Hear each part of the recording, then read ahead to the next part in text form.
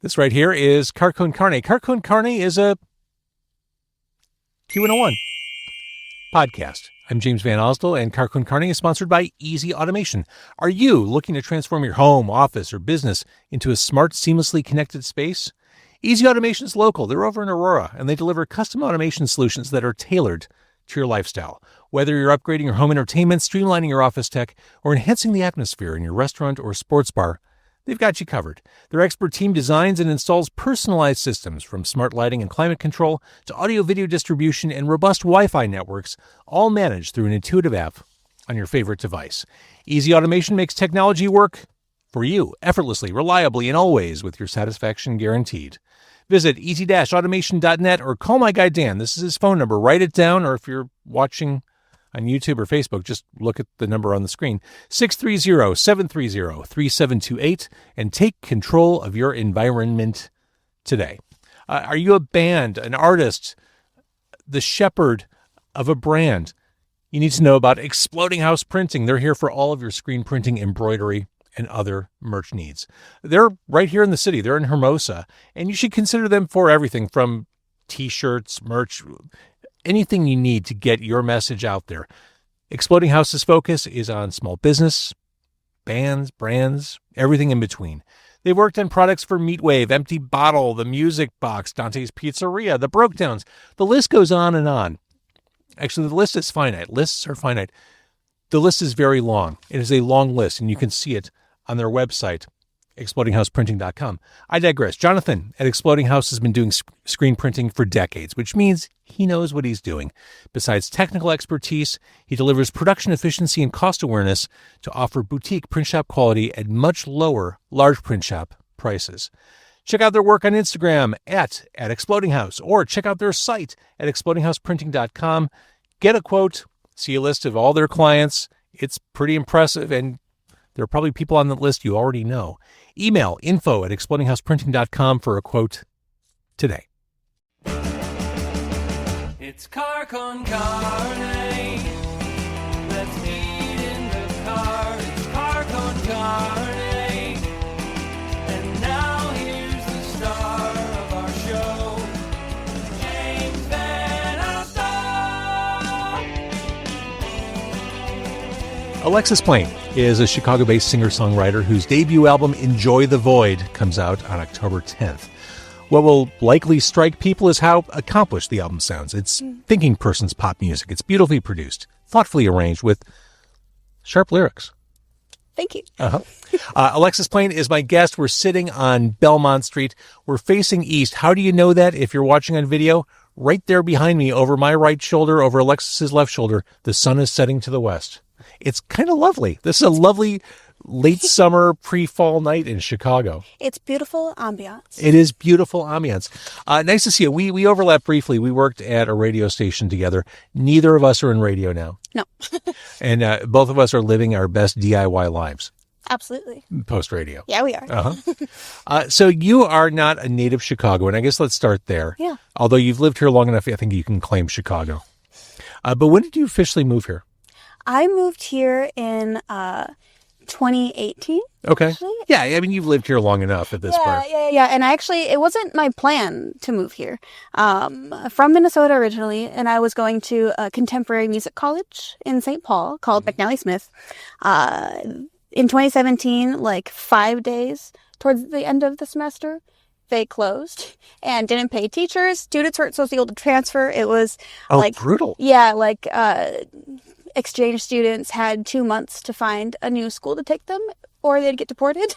It was really, really bad. Oh, it was really bad. Students didn't have food. It was a whole thing. And no places were supposed to take our credits. So Columbia College in Chicago, they also gave us a pity scholarship, which we appreciate. So actually a bunch of us moved here and continued our education here. So that's what brought me here. Thank goodness for Columbia. You know, I not only graduated from Columbia, I taught there for like 2 years. Oh, I didn't know that. Radio department? I taught radio.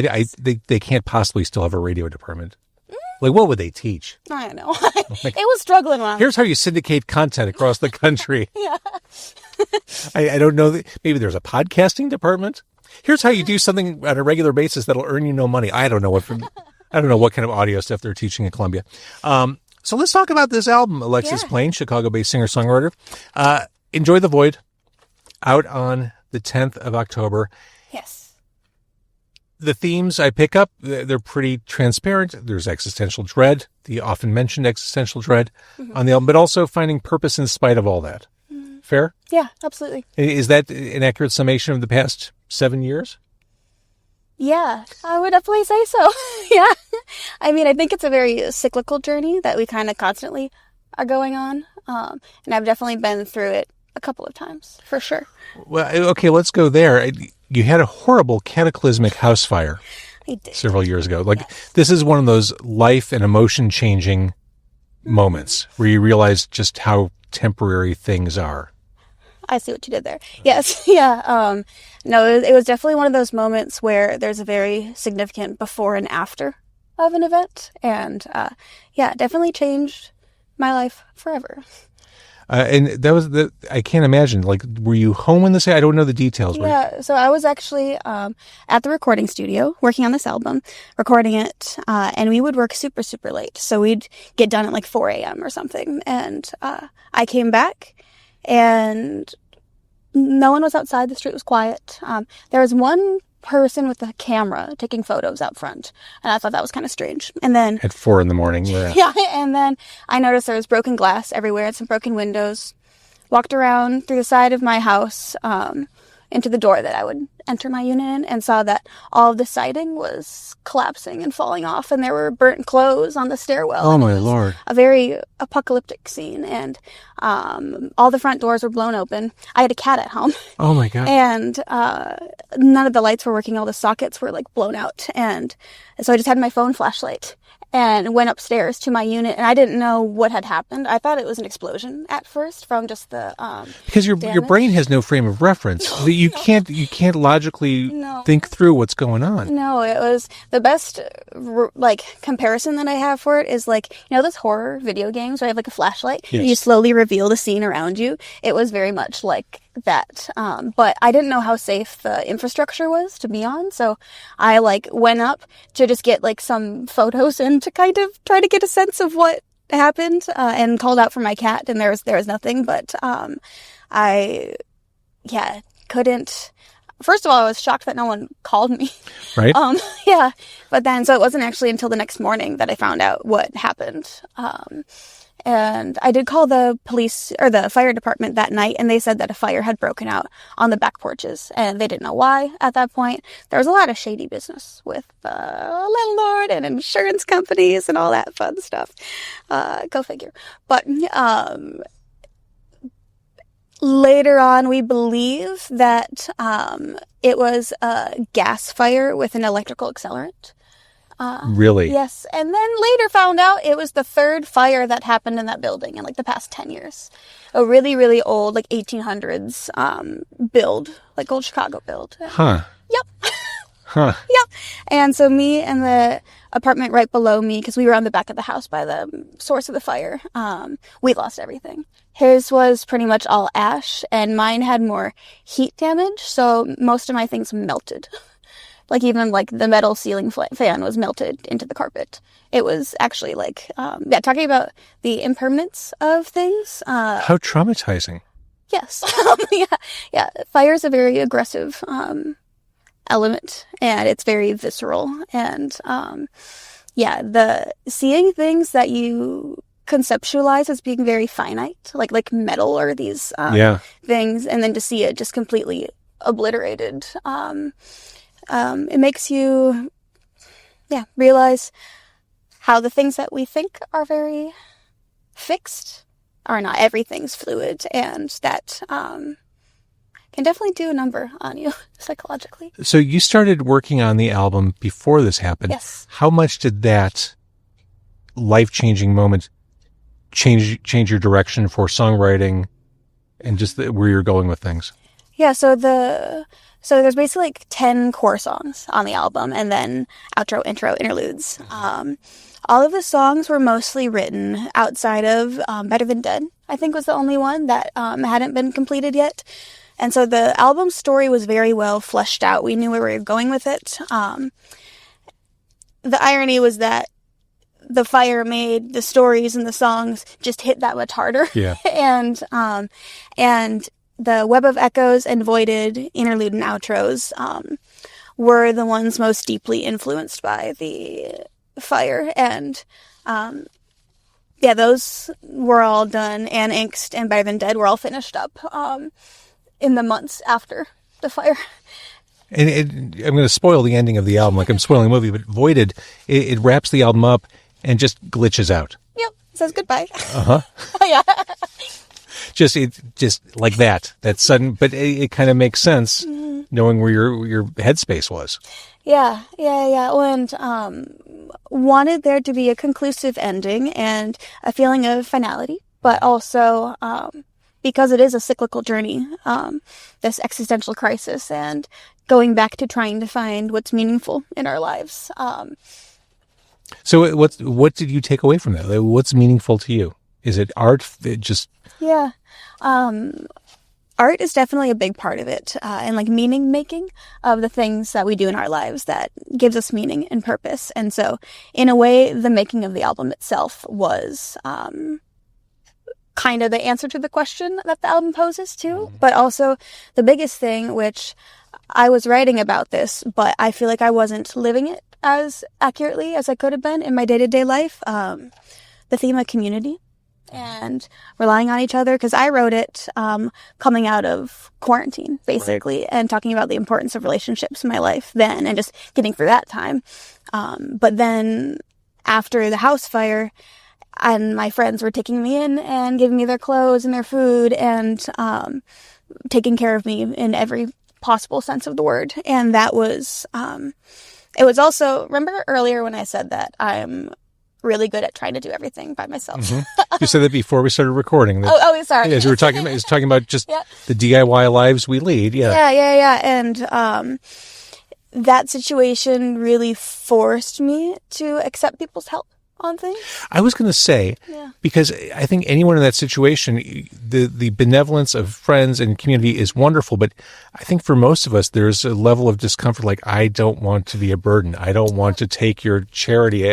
I have no choice. Yes. But I'm sure that that's part of it. Yeah, no, 1,000,000%. And so, both creatively with the projects I was working on and just in my personal life, having that forced experience of leaning on people and allowing them in that way and being vulnerable in that way. Because of that, I have the best relationships that I've ever had in my life now, which I'm really, really grateful for. That's serendipity. That's glass half full. Yeah. I've got to say, between COVID and the house fire, I mean, thank goodness you have music, because otherwise I would say, maybe Chicago's not working out. Oh yeah, I had a rat-infested apartment between the two too. Like rats in the house, in the apartment. Yeah. Oh, I see. I've had mice. Mice are like a recurring problem, and I don't dig that at all. But rats is next level. Yeah, big boys. Oh no. No. The forbidden rat house. We don't talk about it. We don't like it. I've got to ask, how do you get rid of them, or do you just? The landlord didn't do anything. So, do you have like a BB gun? Like, what do you do? Well, I have my cat. Okay. So I taught her to be good with like moths and gentle with things. And then the rats came in, so she did that. I was like, no, those are the ones that you get. You go after those ones. Oh my God. So she learned to chase them out. But even so, I was still worried about like diseases and stuff with them. So we just terminated our lease early. And then I moved, and then actually that was why I moved into the place that burned down. I think wherever you're living now, that is the charm. That is, this is it. Yeah. This is the good one. Yeah. I very much feel like I'm exactly where I'm meant to be now. That's awesome. Yeah. And it does seem like this album is a complete statement, start to finish. I talk about this a lot, just the value and importance when you're creating an album of putting together a comprehensive work. There's a vision, like you can follow that thread from open to close. And with the interludes you mentioned, everything, I do feel, and the way you kind of balance the textures and energy of the songs, I feel like that was a mindful process. Yeah, we tried to be very particular with that, especially because of the amount of genres we're pulling from and styles. That there's a really wide range, and so the tones and the production had to be really particular in order to make everything work. And that was also partially why we had the interludes too. It's just to help ease the connection. Yeah, transition elements. Yeah, because there is such range on the record. Well, as you talk about the range and different styles and elements, I mean, at the core, this is a pop album, isn't it? Yeah, I would say so. Yeah. I mean, all those textures are there, but I mean, I hear pop, which leads me to ask, independent pop in Chicago is an absolute blind spot to me. Is there a scene? I'm still finding that out myself, Okay. to be honest. Yeah, because I do know of a couple of groups here, but it is definitely dominated by the indie rock scene. And there are definitely many elements of that. So I'm curious to see, as shows start getting added on the calendar, which nothing to announce yet, but very soon, of seeing where I kind of fit in that. I think you can plug into a lot of different... Yeah. I love the idea of pulling from some of the visual elements of electronic shows, but then keeping the community and the energy of like a rock club. Yeah, and so finding a way to marry those energies. Shall we talk a little bit about the album? I mean, why not? Enjoy the Void. October 10th is the release. We talked about the interludes and First Matter and all that, but let's go right to Borgasm, because this was the first one I was aware of from this album. This is, it's just an existential crisis, just your average week. I'm just broke, not broken, and searching for something. I'm so bored. Now, would this be an example of a COVID era song? Oh, yeah. This is actually, do you remember there's a very brief time on TikTok where everyone was on TikTok during quarantine, and there was a song that was like, I'm bored in the house, and I'm in the house bored. Yeah, I'm bored. I wrote this around the same time, and I was worried about it being like weird overlap, which of course, no. but no, boredom was definitely a thing that we all experienced during that time. And of course, the irony is in the present day, I can't imagine you're bored at all. No, well, and it's definitely, are you familiar with the term ennui? Of course. Yeah, of the... Or as they say in Indiana, ennui. Beautiful. Yeah. Perfect. But the boredom that it's talking about isn't like the traditional sense of being bored, but of more of an existential sense, and being bored because you're not finding meaning from anything in your life or what you're doing, or like no deeper satisfaction. It's just all the surface level stuff. And I feel like I don't feel that in my personal life, but sometimes if I'm like doom scrolling social media or something like that, there is...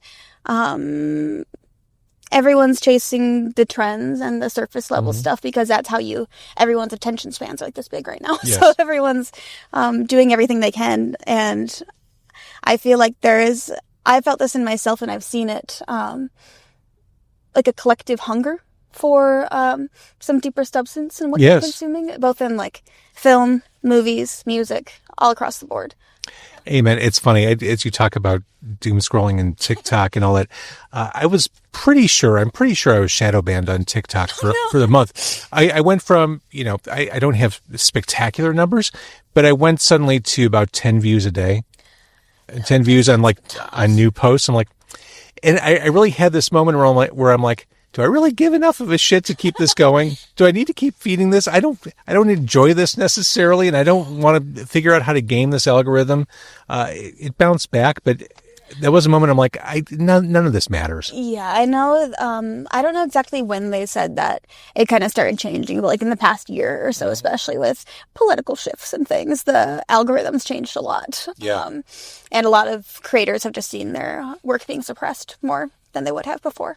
And at the end of the day, I'm like, what am I losing by not being active here? I don't know. I mean, I'm on other platforms. You don't need to be successful on every platform that's out there. Absolutely, yeah. And as far as doom scrolling goes, as far as you as an artist go, I mean, you need social media to propel your music, your brand, your shows. What's your relationship with it in general? So my previous band, I ran our social media for stuff. But outside of that, I would like very lightly use it myself personally, but would never really browse, would post maybe once or twice a year. I was hardly on social media. And so it's been a really big transition, actually, being much more active on it and learning what, not only learning how to edit content for it and how to speak to social media in that way, but also of just what works for me as an artist and what kind of content matches the music and the message and all of those things. Got it. Sticking on the theme of existential crisis, there's temporary creatures. Yes. Taking on the idea of human impermanence. Living for the moment, YOLO, as they might say on TikTok. But of course. I love that. Now, when we talk about the different styles and sonics on this album, Come Clean has a little bit of crunch and texture to it. It has teeth. Tell me about that song. So that song, I mean, very Nine Inch Nails kind of inspired. And that was influenced by some of my band members in my previous band were very into metal. And there was one riff idea that my guitarist had a long time ago that was kind of similar to that, but he had a weird effect on it that made it sound like machinery.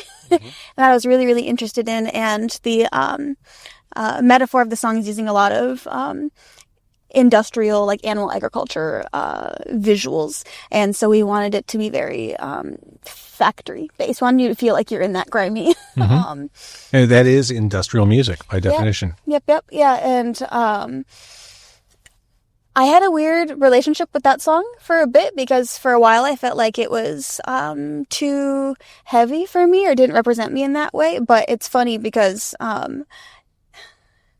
it's grown on me a lot, where it's like as a performer I don't get like angry very often in my day-to-day life, but performing I love having that outlet for anger, and so I love playing heavier music and heavier rock performing, and I'm really excited to perform that song live for that, just to like really get in there.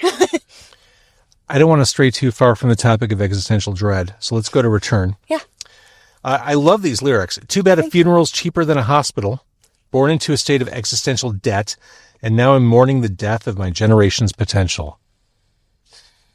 These are world-weary thoughts here. Yeah. But, I mean, this line, too bad a funeral's cheaper than a hospital. True story. True story, yeah. So I actually overheard someone. I was passing someone on the street and he was talking on the phone, and the only snippet of the conversation I heard was, well, I don't know what to tell you, man, a funeral's cheaper than a hospital. But he said it so nonchalantly and so casually, and it was like one of those things where I like stopped in my tracks and it felt like the wind got knocked out of me, because it just he's not wrong. He's not wrong. And I mean, as a writer, I'm always looking for phrases or things I can say so much with so little, and I felt like that was it. And so I had written the chorus for Return a few weeks prior, and didn't know exactly where I wanted the verses to go with it, and I scurried back to my car right after overhearing this and sat for a few hours under the L and just wrote the rest of it, and then went home in your car. It. Yeah. That's amazing. Are you a voice note person? I'm definitely both, because I find I'm very much a nerd when it comes to like phonetics and all these things, because there's such helpful tools to have in your toolkit, and so actually singing something versus writing something, things will feel much more natural or not, and you can kind of see where the problem areas are. But I very much kind of alternate back and forth between voice memos and notes, because I love trying to get every word as intentional as possible in it, because you only have so much space in a song. And when inspiration hits, you got to be able to spring into action. 1,000,000%. That's why, I went home and demoed the rest of the song, and some of the demo vocals made it onto the final, and some of the arrangement pieces did too. We talked a little bit about radio, staring at my feet, finding that thing that inspires you. Maybe radio wasn't it, and that's what this song is. It's actually really funny you say that, because I wrote a good chunk of this song on break, on my lunch break, working a radio shift, which is funny. I was just doing like admin, office stuff that day, but that was pretty good, right on the nose. But I was writing that right as COVID was kind of lifting and normal life was kind of starting to come back together, and music stuff was really slowly starting to pick up. I had just had like one session with this new producer who produced this record, and just was feeling very, very stagnant. And I can be very anxious, and I get really anxious when I feel like I'm not growing or pushing things along or moving forward in some sense. Yeah. So that's what that song came out of. Taking the idea of threading an album song by song, taking us through that journey. We have Staring at My Feet, finding that thing that inspires you. Jumping ahead a little bit is the song Bones. I'll build a home in these bones. That to me is, I mean, if I'm taking it literally, just figuring out who you are and who you want to be. Mm-hmm. 1,000,000%. Yeah, I had written that summer of 2020. So middle of quarantine, my roommate was staying with family, so I was alone for the first time. And so it was, in a very literal sense, putting together this new home, which became the rat house. But and a coming of age, learning who you are, getting comfortable in your skin and in your mind. And and that Which takes a long time for people to get to that point. You're on an accelerated schedule and it happened to you, but I mean, I think it takes people well into their 30s, 40s, 50s to figure that shit out. Yeah, and I mean, I think the idea of like finding yourself is a really interesting concept, because you're constantly changing and you're constantly growing, and like people talk about it like it's an end destination, and I feel like it's more of like a verb. It's something that you're actively doing, and it's something that you kind of constantly have to be doing. I was talking about this with someone recently. I'm at a stage now where I can look back at different times in my life, things I did.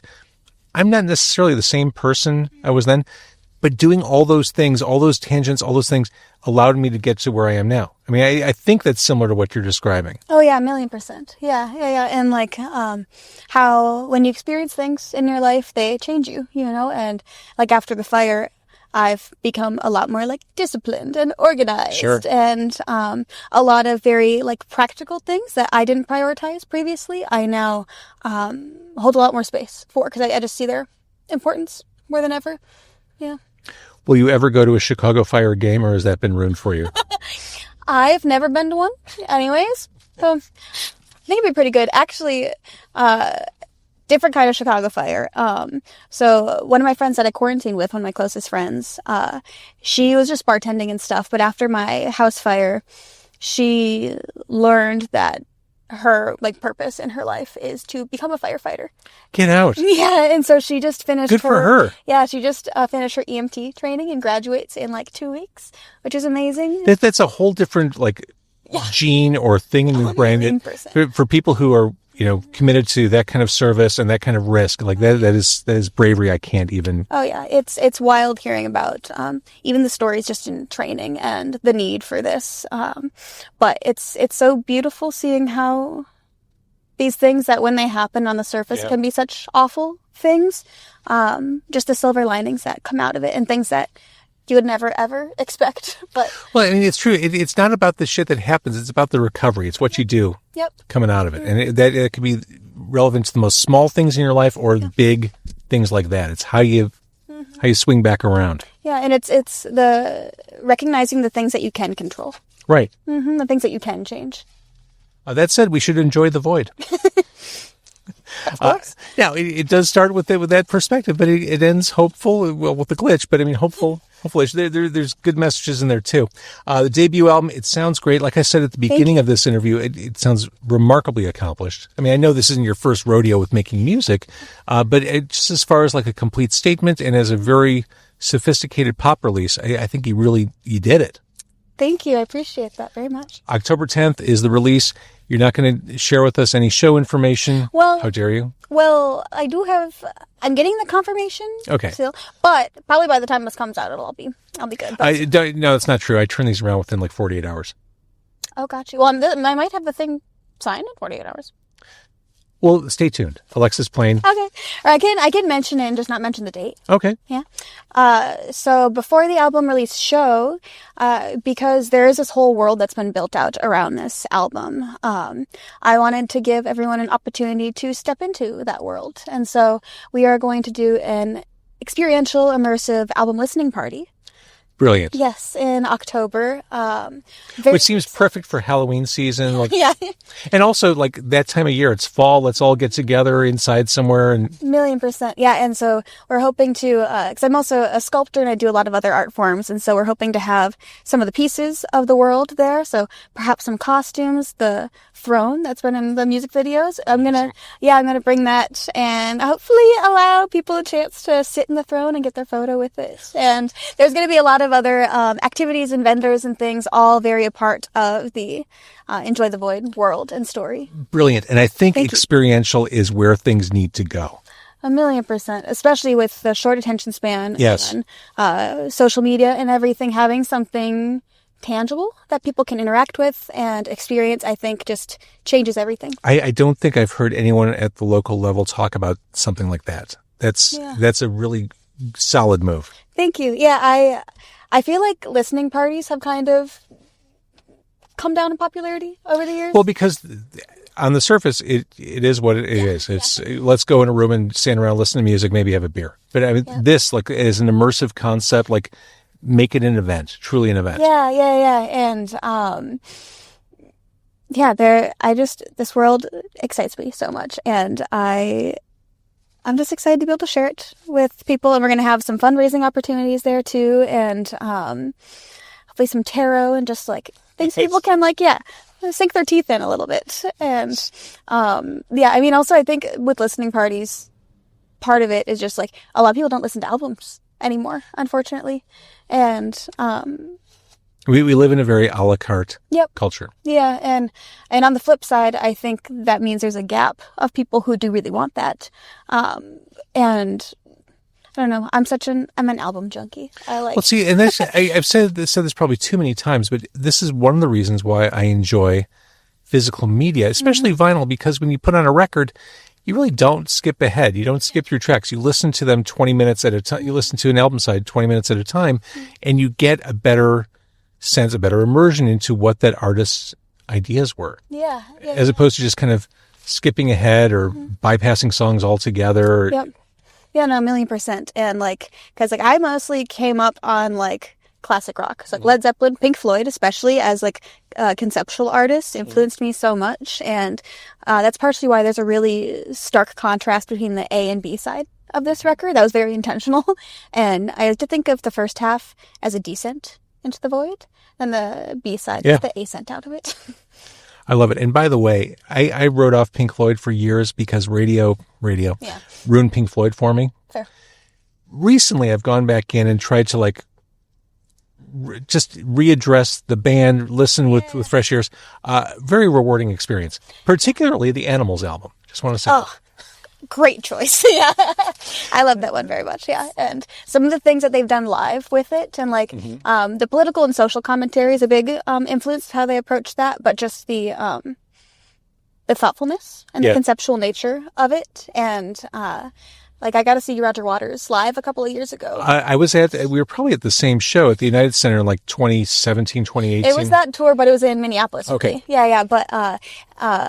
But I really loved seeing how he updated some of his songs with modern visuals, just to have the... Well, I was going to say, as an arena show goes, I've never quite seen anything like that, where he really used half of the arena as his performance space. There was the stage, but there was stuff on the ceiling and a pig flying around. Yeah, it really felt much, much bigger than other stadium shows or arena shows I'd been to. Yeah, I think that's partially because I would say musically they haven't influenced me a ton, but artistically they have a massive amount. And I almost considered them multimedia artists with their album packaging and the live performances and the movie that they did. And I'm very, very inspired by that, and I try to do that and hope to do more of that in my work. I love it. I love how this is all starting out. Enjoy the Void on October 10th. Thank you so much, Alexis. Thank you, James. It's good to see you again. Good to see you too.